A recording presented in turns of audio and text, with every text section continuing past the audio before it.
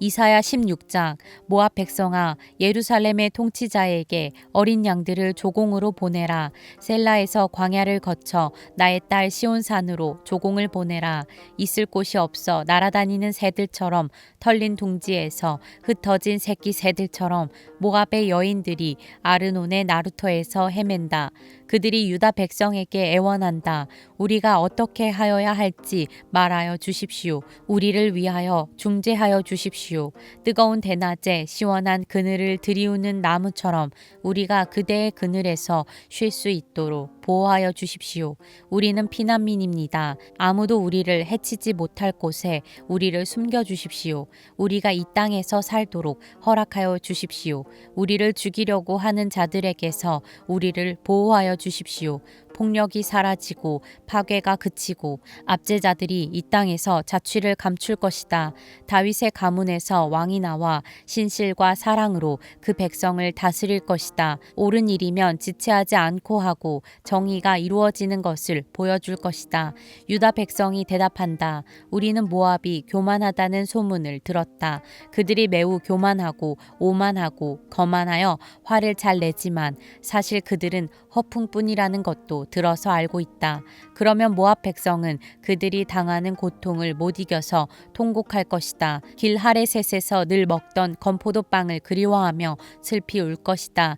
헤스본의 밭과 신마의 포도원이 황무지가 되다니 여러 나라의 군주들이 즐겨 마시던 포도주의 산지가 아니던가. 한때는 포도나무 가지가 저 멀리 야스엘에까지 뻗어나가고 동쪽으로는 광야에까지 퍼져나가고 서쪽으로는 그 싹이 자라서 사해 너머로까지 뻗어가더니 야스엘이 울듯이 내가 통곡한다. 말라 비틀어진 신마의 포도나무를 두고 통곡한다.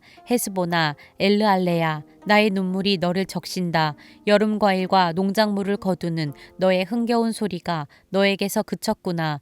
이제 기름진 밭에서 기쁨도 사라지고 즐거움도 사라졌다.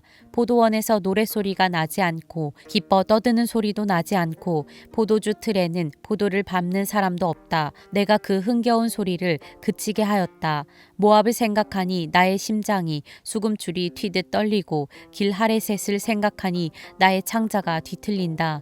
모압 백성이 산당에 올라가서 제사를 드리고 그 성소에 들어가서 기도해도 아무 소용이 없을 것이다. 이것이 전에 주님께서 모압을 두고 하신 말씀이다. 그러나 이제 주님께서 다시 이렇게 말씀하신다.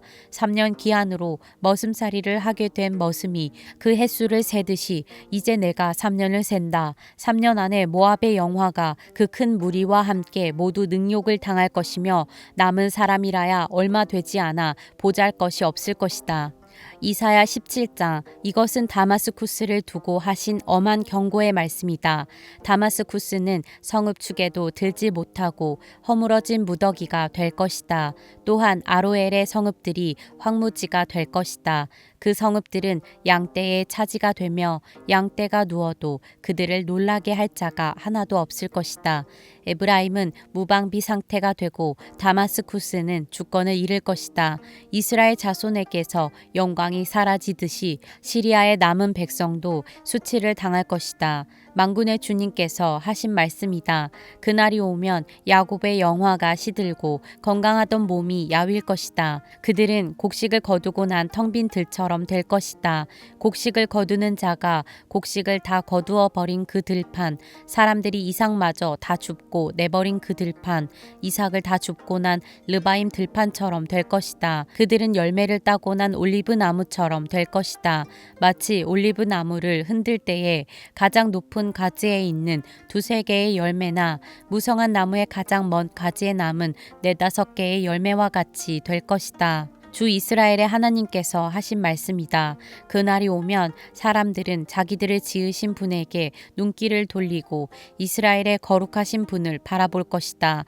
자기들의 손으로 만든 제단들은 거들떠 보지도 않고 자기들의 손가락으로 만든 아세라 상들과 태양 신상은 생각도 하지 않을 것이다. 그날이 오면 그 견고한 성읍들이 폐허가 될 것이다. 마치 이스라엘 자손 앞에서 도망친 히위족과 아모리족의 성읍들처럼 소리처럼 황폐하게 될 것이다. 이스라엘아, 내가 하나님 너의 구원자를 잊어버리고 내가 피할 견고한 반석을 기억하지 않고 이방신을 섬기려고 이방의 묘목으로 신성한 동산을 만들었구나. 나무를 심는 그 날로 내가 울타리를 두르고 그 다음날 아침에 내가 심은 씨에서 싹이 났다 하여도 내가 그것을 거두어 드릴 무렵에는 흉작이 되어 너의 슬픔이 클 것이다. 가련하다. 저 많은 민족의 요란한 소리가 마치 바다에 파도 치는 소리처럼 요란하고 많은 백성들이 몰려오는 소리가 마치 거대한 물결이 밀려오는 소리 같구나. 비록 많은 백성이 거대한 물결이 밀려오는 것 같이 소리를 내어도 주님께서 그들을 꾸짖으시리니 그들이 멀리 도망칠 것이다. 그들은 산에서 바람에 흩어지는 겨와 같고 폭풍 앞에 흩날리는 티끌과 같을 것이다. 그들이 저녁 때에 두려운 일을 당하고 아침이 오기 전에 사라질 것이니 이것이 바로 우리를 노력한 자가 받을 몫이고 우리를 약탈한 자가 받을 마땅한 값이다. 이사야 18장. 에티오피아의 강 건너편 벌레들이 날개치는 소리가 나는 땅에 재앙이 닥칠 것이다. 그들이 갈대 배를 물에 띄우고 백길로 사절단을 보낸다. 너희 민첩한 사절들아 가거라. 강물이 여러 갈래로 나뉘어 흐르는 땅으로 가거라. 거기에 사는 민족 곧 키가 매우 크고 근육이 매끄러운 백성 멀리서도 두려움을 주고 적을 짓밟는 강대국 백성에게로 가거라. 이 세상 사람들아 땅에 사는 주민들아 산 위에 깃발이 세워지면 너희가 보게 되고 또 나팔 소리가 나면 너희가 듣게 될 것이다. 주님께서 나에게 이렇게 말씀하신다. 내가 나의 처소에서 조용히 내려다 보겠다. 추수철 더운 밤에 이슬이 조용히 내려앉듯이 한여름 폭염 속에서 뙤약볕이 고요히 내리쬐듯이 곡식을 거두기 전에 꽃이 지고 신포도가 연글 때에 주님께서 연한 가지들을 낫으로 자르시고 뻗은 가지들을 찍어버리실 것이다. 산의 독수리들과 땅의 짐승들이 배불리 먹도록 그것들을 버려두실 것이니 독수리가 그것으로 여름을 나고 땅의 모든 짐승이 그것으로 겨울을 날 것이다.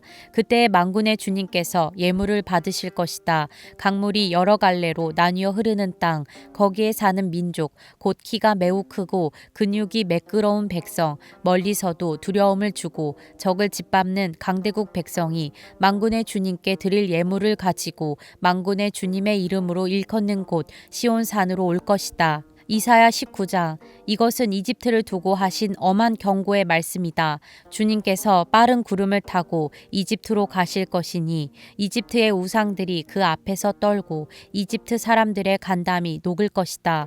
내가 이집트 사람들을 부추겨서 서로 맞서 싸우게 하겠다. 형제와 형제가 이웃과 이웃이 성읍과 성읍이 왕권과 왕권이 서로 싸우게 하겠다.